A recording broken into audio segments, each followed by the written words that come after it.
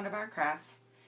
Today's video is a video response for a challenge that I did. This challenge is being hosted by Crafty Cat. Hi Amy. And it was a pretty simple concept. Just use 2 envelopes. That was it. Didn't matter the color, the size, the make. Just any 2 envelopes and make something with it. So this is what I ended up coming up with. It's just like a little mini journal. Actually, I'm going to use it to take notes and have something to write on in my purse, because it always seems like I put something in there, it fills up, I forget to take it out, or I take it out and forget to replace it with something else. And then I'm always digging at the bottom of my purse for my pen. So this way I always have a pen with it.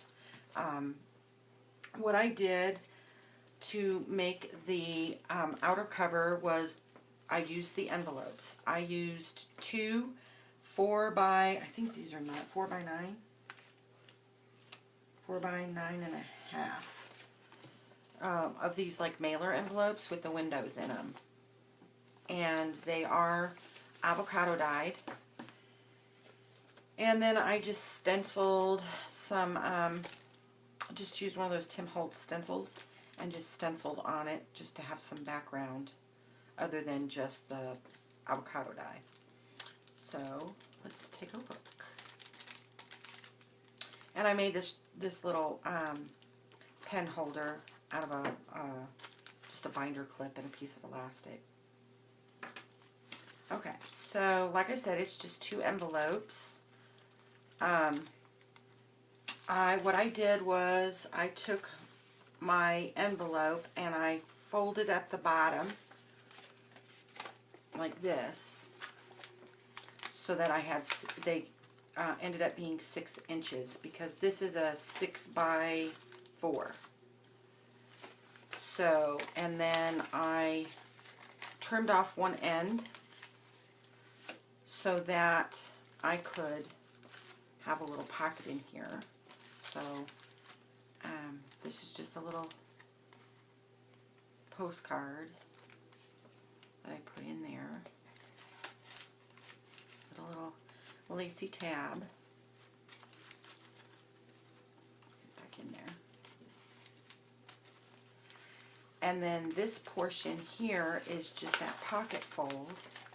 And what I did was I just glued down both sides, of course leaving the opening here, and then I just punched out a half circle there so I could have a thumb tab, and then I added a little pocket in the front, and then just put some, I just tied 2 tags together, the pocket in the front, and then made a little tag.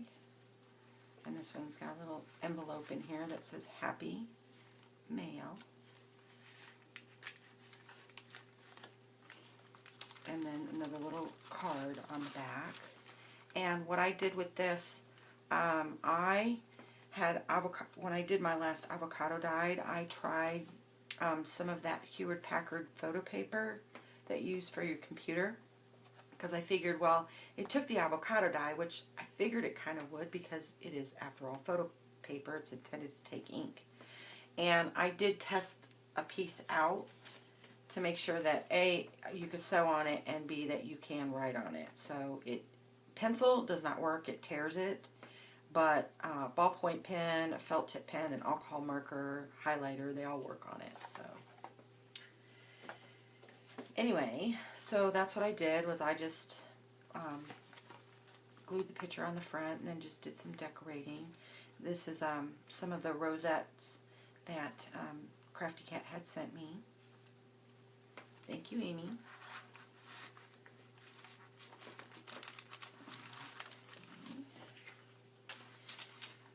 And it'll just, you know, I figure be a nice little place to put something, maybe some phone numbers or something like that, or quick notes in there.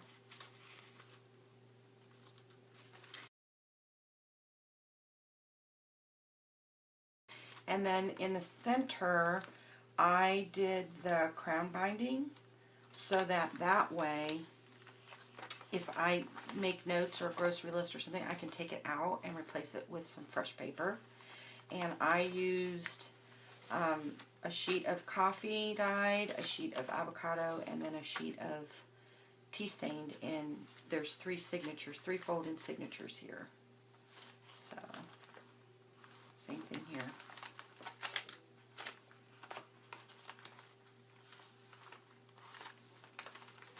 And then the back, what I did was I took a piece of, you know, I've been seeing everybody use the coffee filters, the stained coffee filters, and they just kind of fold it in half and then fold it over and they can make a pocket. And I thought, well, you could do the same thing with those paper cupcake holders. And I have some like really pretty pink ones, and I have tons of Valentine's ones because I did a big bake thing my son's senior year, so I had tons of leftover Valentine and other decorative cupcake holders. So all I did was just flattened it out and then just folded each side in a little bit and then folded the bottom up and then glued it, and now I have a little tuck space, and then I left it glued and I only glued this portion down so I could have a tuck spot back here if I wanted to add something later. And then I just put like one of those little book checkout tags in there. And then another little tag that I made using some book pages. And like I said, everything that's in here I already had in my stash. So I didn't have to go out and buy anything. I just used it up. And this was an awesome project to be able to just use up some stash and go through my paper scrap bin. And instead of always making Franken paper, I was able to do something else. And the same thing with this big tag back here. I put it on that Hewlett-Packard photo paper. And then I used just some of the same fabric that's on the spine and some pretty crochet trim that Crafty Cat sent me, and one of her little micro buttons. These are pretty. I think this turned out really great, personally. Of course, it is my project, and I spent some time putting it together, so, you know, I'm a little biased, but I like it. I think it's just so cute, and it's perfect size for my purse. So, like I said, I did the crown binding, and then on the back, to just bind it together on the spine, I just used some avocado dyed. It's not cheesecloth, but it's got such a small stitch count that it almost looks like cheesecloth. I don't know if you can see it. And it took the avocado dye really well. So, and then I just added some little frill down here, and then in the back, almost forgot, I got another pull-out tag on the back, a little postcard. And I just sewed around it. Something in there. And I thought, you know, why not? It was just a small little challenge. It wasn't anything, you know, crazy out of control, or, you know, it took me all of like one day to actually make. And put everything, kind of pulled out some ephemera and stuff and did some fussy cutting to do, because I kind of knew what I wanted to do. And that is that. How is everybody doing? I hope everyone is doing fine. And I gotta tell you, I am in my happy place. When I retired 10 years ago, the military packed me up. Well, it wasn't the military, but the military hired a contractor to come and pack us up. And if you've ever done a large move before, you know that sometimes when they pack a room, if they don't have, if they can't pack everything, or something doesn't fit in a box, they might move something from another room and pack it in there, but what was in that box for the majority goes to that room. Well, I have a whole, my shed, my outside storage building, whatever you want to call it, has like a lot of boxes out there that have a lot of my military related stuff from when I retired, like my old manuals and study materials and those kind of things, old uniforms and stuff.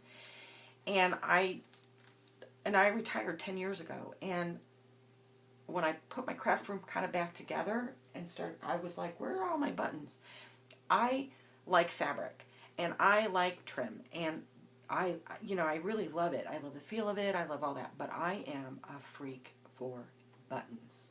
I love them. I've loved them since I was a kid.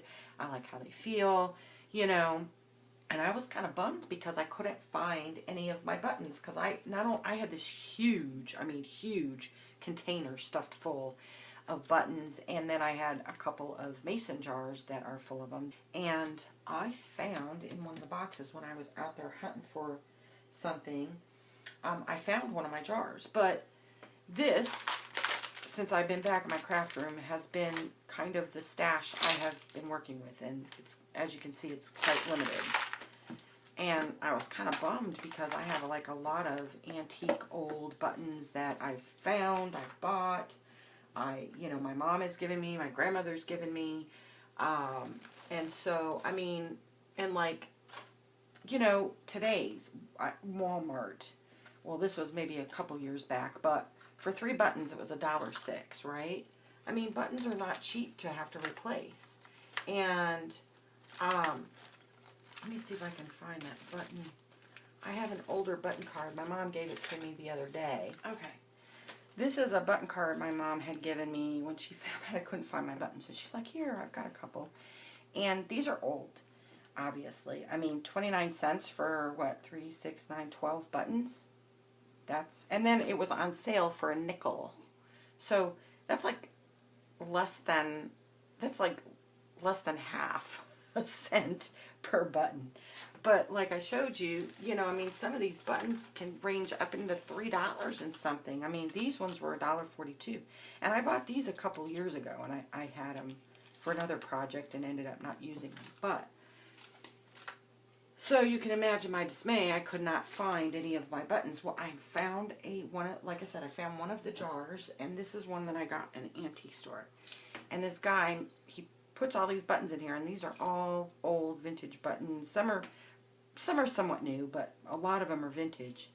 And he decorates these old mason jars. And look at this, look at this old ball top. Now they come with the little ringer, and then you put the band on it. But look at that thing.